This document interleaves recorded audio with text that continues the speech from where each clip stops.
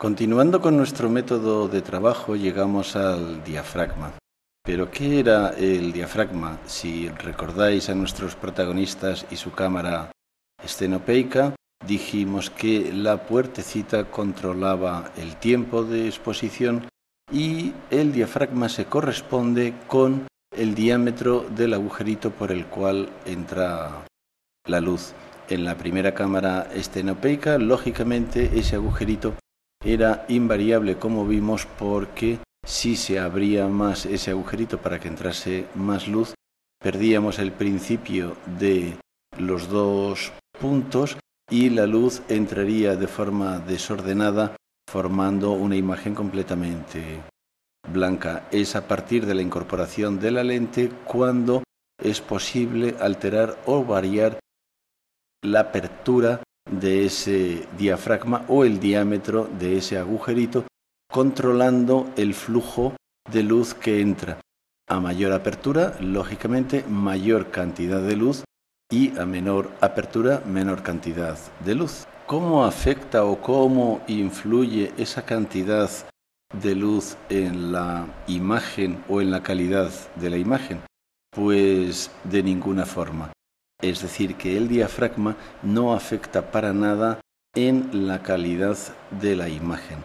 El diafragma afecta única y exclusivamente en la profundidad de campo y posteriormente veremos qué es esa profundidad de campo.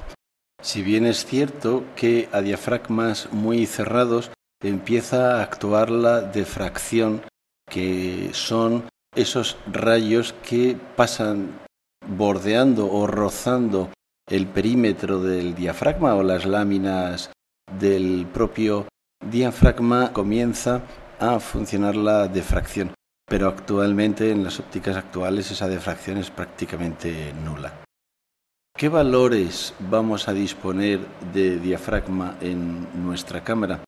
Pues será bastante variado dependiendo del dinero que hayamos pagado por nuestro objetivo.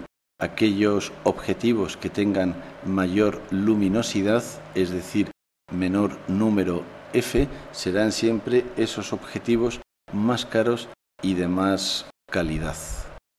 Como ya he dicho en repetidas ocasiones, el verdadero problema del fotógrafo será que siempre le falte luz. Por lo tanto, esas ópticas que nos den mayor luminosidad serán las que nos van a permitir en ocasiones llegar a trabajar en situaciones lumínicas donde otros objetivos pues no pueden trabajar. De ahí que sea tan apreciado una óptica luminosa. Para hablar de los valores de diafragma es importante decir una norma que a veces confunde un poco a la gente y es la siguiente. El menor número F se corresponde con la mayor luminosidad y el mayor número F se corresponde con la menor luminosidad. Empecemos por el menor número F.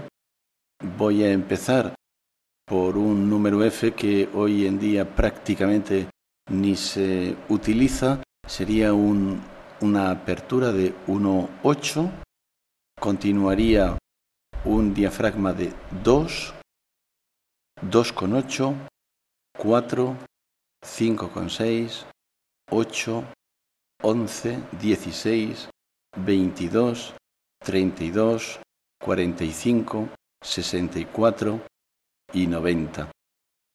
Se podría incluso llegar a decir 128, pero prácticamente la totalidad de las cámaras actuales en 35 milímetros se mueven en una franja que oscila entre 2,8 y 22, correspondiendo el resto de los diafragmas o bien a cámaras de formato medio y sobre todo a las cámaras de estudio o de gran formato, que sí es cierto que hay objetivos que llegan hasta 64 o 90, pero cada vez menos. El número F se obtiene de dividir la distancia focal por la apertura efectiva, pero es un dato que no nos ayuda absolutamente en nada desde un punto de vista fotográfico, pero que me permite aclarar una cosa para todos aquellos que ya habéis trasteado con el diafragma. Veréis que existen valores intermedios entre los diafragmas que aquí hemos escrito. La razón está en que antiguamente los diafragmas se nombraban o se enumeraban en la cámara los más utilizados y los intermedios se cifraban en tercios de diafragma, pero hablaremos de eso cuando tratemos la unidad de medida. Veamos algunos ejemplos de la utilización de diafragmas abiertos, que suele ser lo más frecuente por el siguiente motivo. En nuestro afán por representar ese espacio tridimensional en una superficie bidimensional, pues el desenfoque va a ser posiblemente el primer recurso que tengamos a nuestra disposición para provocar esa sensación de profundidad. Sirve de ejemplo esta imagen en la que se puede apreciar cómo el ojo que está más próximo a la cámara está a foco y el siguiente ojo empieza ya a estar desenfocado, y así pues hasta casos mucho más extremos. Y por último, deciros que en el próximo capítulo haremos un pequeño repaso de los principales conceptos tratados hasta ahora y posteriormente la combinación de los tres parámetros para conseguir la exposición correcta. Un abrazo.